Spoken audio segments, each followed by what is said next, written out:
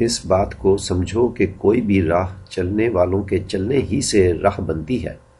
اور اس بات کی طرف پہلے بھی اشارہ کیا جا چکا ہے کہ کل کی کل خلائق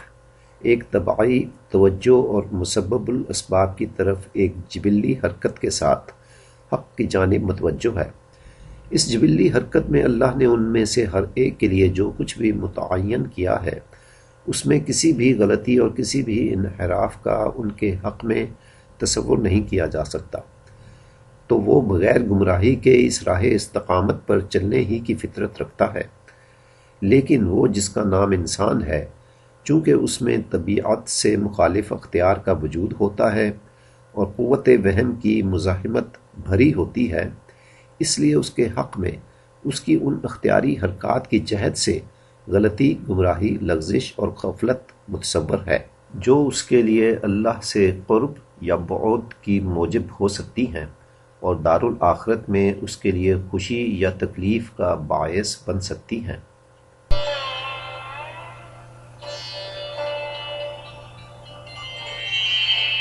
خدا جو انسان سمیت سب مخلوقات کا مبدأ ہے، وہی ان سب کا معاد بھی ہے، یعنی سب اسی ایک کی طرف واپس جا رہے ہیں۔ واپسی کا یہ سفر اس وجودی صعود کے ذریعے مکمل ہوتا ہے جو وجودی نزول کے بالعکس ہوتا ہے، جیسے سامنے کی شکل میں دکھایا گیا ہے۔ یعنی جس طرح خدا سے وجودی نزول پہلے عالم عقل، پھر عالم نفس، پھر عالم طبائع اور آخر میں عالم اجسام کی طرف ہوتا ہے، اسی طرح وجودی صعود بھی عالم اجسام سے شروع ہو کر طبائع کی حامل نباتی صورت، پھر حیوانی نفس اور پھر انسانی عقل سے ہوتے ہوئے اپنے معاد یعنی خدا کی طرف جاری رہتا ہے۔ یہ خدا کی متعین کردہ وہ راہ ہے جسے ملا صدرہ راہ استقامت یا صراط مستقیم کہہ رہے ہیں۔ اس تحریر میں ملا صدرہ اس ضمن میں دو طرح کی حرکات کا ذکر کر رہے ہیں۔ ایک تو گمراہی اور انحراف سے مبرہ جبلی حرکت ہے جو انسان سمیت تمام خلائق میں موجود ہے، اور دوسری حرکت اس راہ سے گمراہی و لغزش وغیرہ کے امکان کی حامل اختیاری حرکت ہے جو صرف انسان میں ہو سکتی ہے۔ انسان میں اس جبلی حرکت کی وجہ ہی سے شکم مادر میں اس کی نباتاتی صورت نشو و نما پاتی ہے، پھر پیدا ہونے کے بعد نباتاتی صورت کے ساتھ ساتھ ایک ذی نفس حیوانی صورت بھی تکمیل پانے لگتی ہے، تاکہ بالآخر ایک ذی عقل انسان وجود میں آ کر آہستہ آہستہ عقل میں مزید ترقی کر سکے۔ یہ جبلی حرکت صراط مستقیم پر بغیر کسی گمراہی اور انحراف کے جاری رہتی ہے۔ جب انسان اس دنیا میں ممکنہ عقلی و روحانی ترقی طے کر چکتا ہے تو یہی جبلی حرکت ہی انسان کو بالآخر موت سے ہمکنار کرتی ہے، تاکہ جسمانی مزاحمت کو برطرف کر کے انسان کو مزید عقلی و روحانی درجات تک ترقی کرنے کا موقع فراہم کیا جائے۔ نباتی صورت کی تکمیل، حیوانی نفس کی تکمیل، انسانی عقل کی ابتدا اور بالآخر موت، یہ وہ جبلی حرکت ہے جو تمام انسانوں میں ایک ہی طرح سے جاری ہے۔ اس میں کسی قسم کی کوئی گمراہی یا انحراف نہیں ہوتا۔ لیکن دوسری حرکت جو اختیاری حرکت کہلاتی ہے،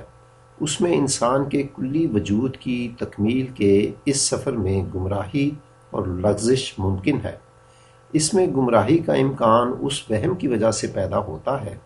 جو محسوس اشیاء کے جزئی امور تو سمجھ سکتا ہے، لیکن کلی امور کو سمجھنے میں انسان کو غلط فہمی کا شکار کر دیتا ہے۔ دراصل عربی زبان میں وہم انسان میں پیدا ہونے والی اس ابتدائی عقل کو کہتے ہیں جو محسوس اشیاء کے جزئی امور سے منسلک ہوتی ہے۔ یہ ابتدائی عقل انسان کے کلی وجود کی اس تکمیل کو سمجھنے سے قاصر ہے جو صرف عقلی و روحانی ترقی سے ممکن ہے، لیکن اس جسمانی زندگی میں انسان کو درپیش جزئی امور کی بھی اپنی اہمیت ہے، کیونکہ انسان کے ساتھ لاحق جسم کے اپنے تقاضے ہیں، جیسے کھانا، رہائش وغیرہ وغیرہ، اور یہ جزئی تقاضے پورے کیے بغیر خود عقلی و روحانی ترقی کرنا بھی مشکل ہو سکتا ہے۔ وہم ان جزئی تقاضوں کو سمجھنے کے کام آتا ہے،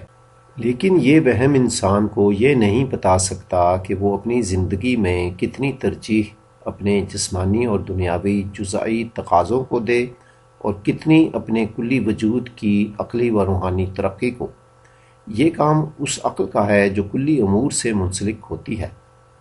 کلی امور کی اہمیت چونکہ جزئی امور سے زیادہ ہوتی ہے، اس لیے اس عقل کا یہی تقاضا بنتا ہے کہ کلی وجود کی تکمیل کو پہلی اور بنیادی ترجیح دی جائے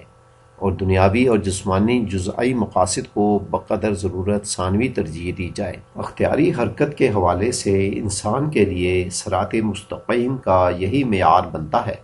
جہاں تک یہ سوال کہ بقدر ضرورت دنیاوی و جسمانی ضروریات کتنی ہونی چاہیے، تو یہ تعین ہر شخص صرف اور صرف خود ہی کر سکتا ہے،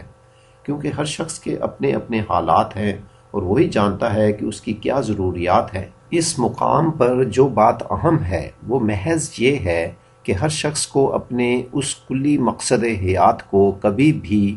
نظر انداز نہیں کرنا چاہیے جس کے لیے وہ پیدا کیا گیا ہے، یعنی وہ اس دنیا میں عقلی و روحانی ترقی کے لیے پیدا کیا گیا ہے، نہ کہ کسی اور مقصد کے لیے۔ یعنی اسے اس لیے نہیں پیدا کیا گیا کہ وہ زیادہ سے زیادہ دولت اکٹھی کرے یا زیادہ سے زیادہ شان و شوکت حاصل کرے وغیرہ وغیرہ۔ یہ سب مقاصد وہمی مقاصد ہیں جن کو بقدر ضرورت استعمال تو کیا جا سکتا ہے، لیکن ضرورت سے زیادہ اہمیت دینے سے انسان اس صراط مستقیم سے منحرف ہو سکتا ہے جس کی طرف جبلی حرکت بھی راغب ہے، اور یوں اسے اللہ سے، یا یوں کہیں کہ اپنی ہی تکمیل سے دوری کا سامنا کرنا پڑ سکتا ہے۔ اپنی ممکنہ تکمیل سے اس دوری کی وجہ سے وہ موت کے بعد جاری رہنے والے اس عقلی و روحانی تکمیلی سفر میں بھی پیچھے رہ سکتا ہے، اور یوں موت کے بعد سخت تکالیف سے دوچار ہو سکتا ہے۔